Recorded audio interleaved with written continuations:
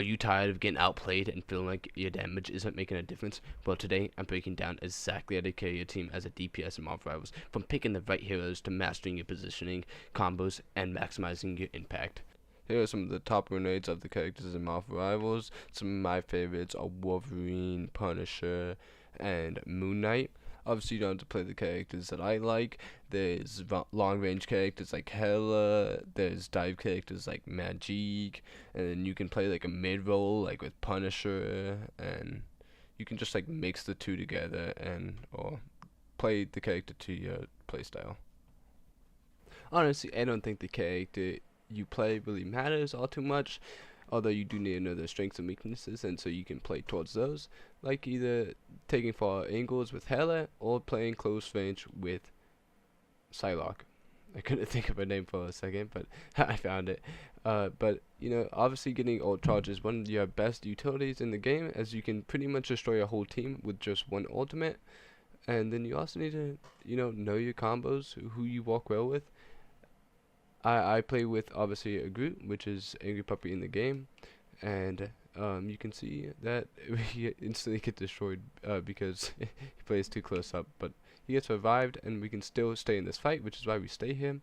And then you can see me take different positions. Obviously at the start of the game I started up high, and again I'm going to take that position so I don't stay in the same spot as my teammate, because characters like Doctor Strange or Magneto, they can just block all your attacks, and if you guys are shooting from the same angle, it is way easier to do so. As you can see, they have a Magneto, at least I'm pretty sure that's Magneto. Yeah, that's Magneto. But I already have my ult farmed, and I let my teammate know that, and we'll probably go for a combo. Actually, he died, so.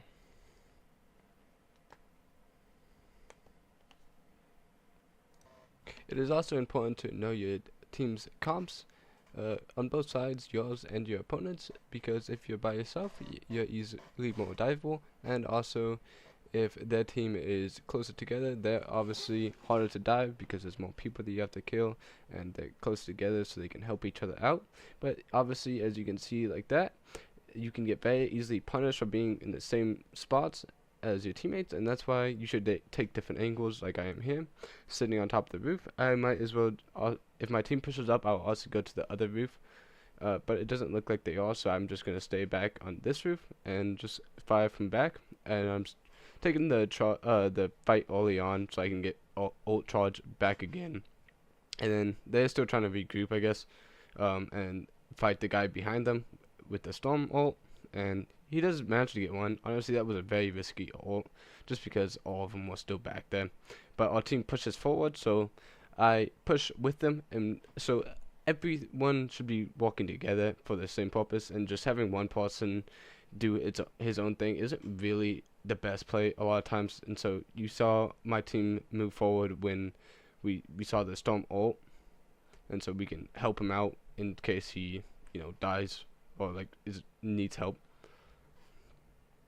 Although now my team is getting overwhelmed and they're taking some more space, so I push back a little bit just in case if I need to. I'm getting punished a little bit, so I do ping myself so I can get healing a lot easier, and I instantly receive healing. Also, see, sometimes you need to know your awareness, where if someone's gonna dive on you. That's the only risky part about playing by yourself, and but my team was losing that fight, I think, either way. Either, like, maybe if I survived, I think we probably would have been a little bit easier, but although we are coming back before they really do anything, so that's pretty good. And I do mess up the thing. This is a third-person shooter game, so you also do gotta worry about that. But we can also kill the healers through her ult, which is, we actually didn't do it there, but a lot of times we do. And sometimes it's good to know when you're losing and you're struggling with a certain composition, and I see that they don't have very much time left, and so I just want to win the fight, to be honest. So I TP back to help them out, and and we actually do end up winning this team fight. I don't really know if the TP was needed, but I would say probably so, to be honest, because it also lets my teammates that did die get back in time with me. So And you can see, even as a tank, I will still take different positions.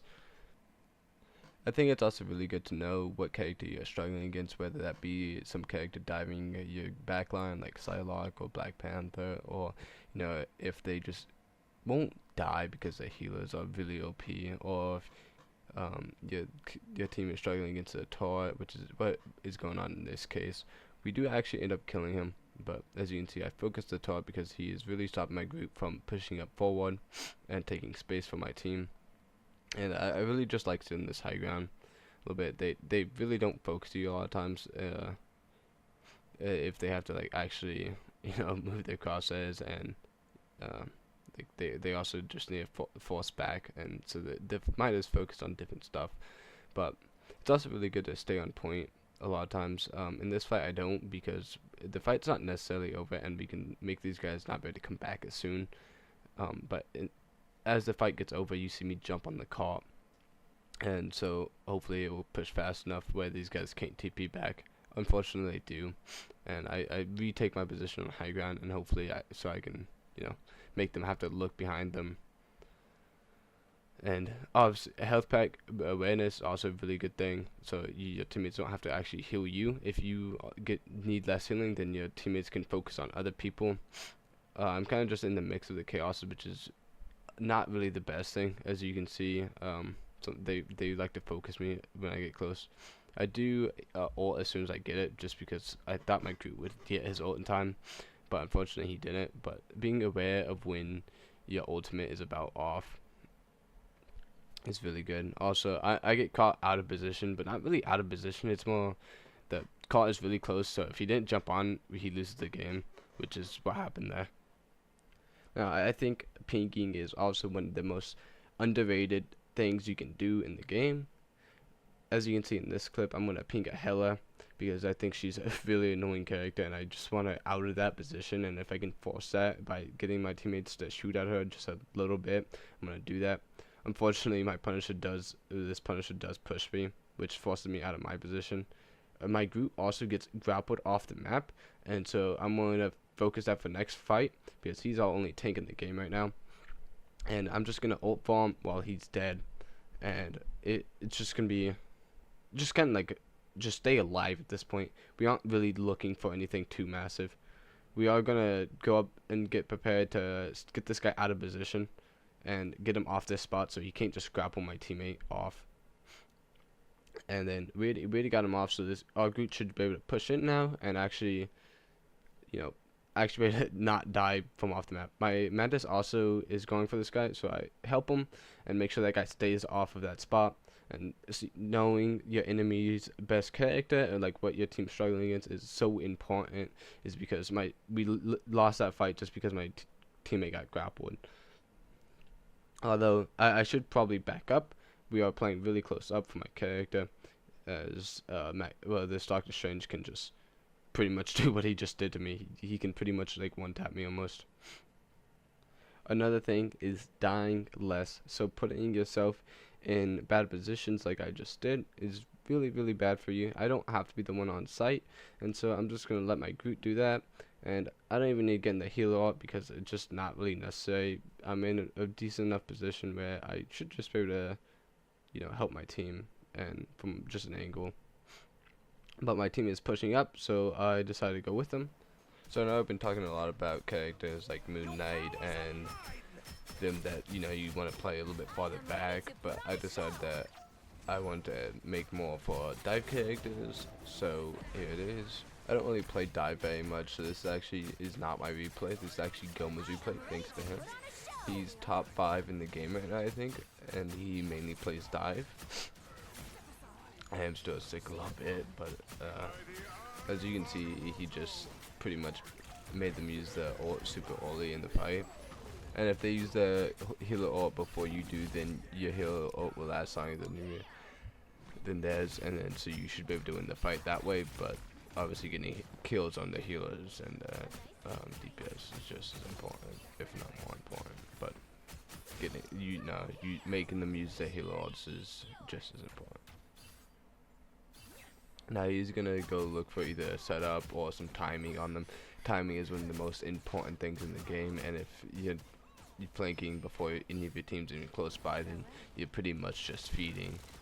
And I'm surprised he didn't look more for a flank since he already got his ult, which I think it would be a good play if he had his ult, or maybe just sat in this corner for a little bit. But instead he's gonna fall over because he went for an aggressive play, which didn't walk because the tanks were already back in time. So that's why timing is so important, because if he came a little bit sooner, then the tanks wouldn't have been there yet. Now, feeding on dive characters is not as important just because you're a lot quicker, and so you can get back a lot quicker than regular characters like Kayla that have to walk and stuff. You're gonna see him target the Star-Lord just because that's what his team's strong is at the moment. So I've been talking a lot about high ground when I was playing Moon Knight and stuff like that. Your role as dive is to actually get them off those angles, not just kill the healers. You also want to kill the DPS, and sometimes killing the DPS is 10 times easier than killing the healers.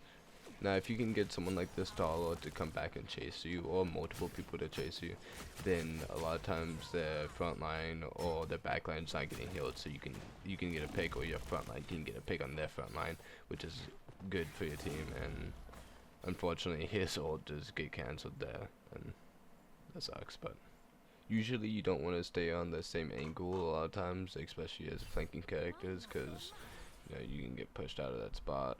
But if they do not push you out of that spot, then you can keep poking them until they do, and then this tank or whatever it was that followed you hopefully is out of position now, and so hopefully your team can follow up on you, or maybe follow up on their healers or something, because their tank went out of their way and is no longer blocking their healers, or the tank also might not be getting healed or whatever it is. So I think it's also really good to know your enemy's comp, and so whether that be how these guys have Loki and Luna Snow, so if Loki uses the ruins, then now he's pretty vulnerable, because that was pretty much his only defense against Psylocke, to be honest. And then Luna has a freeze, so if you see them use one of those abilities, now is your time to strike, because they have like a 10-20 second cooldown on that.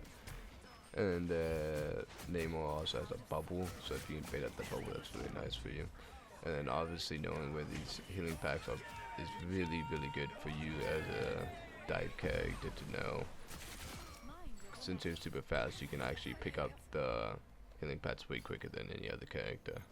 That is the end of the video though, guys, so I really hope you guys enjoyed the video. If you guys did, like, subscribe, comment down below. All those things help me out so much, and thank you guys for bringing us so much closer to 1,000 subscribers. We are so close. We are actually able to get monetized now, so I want to thank you guys so much for that, and peace out.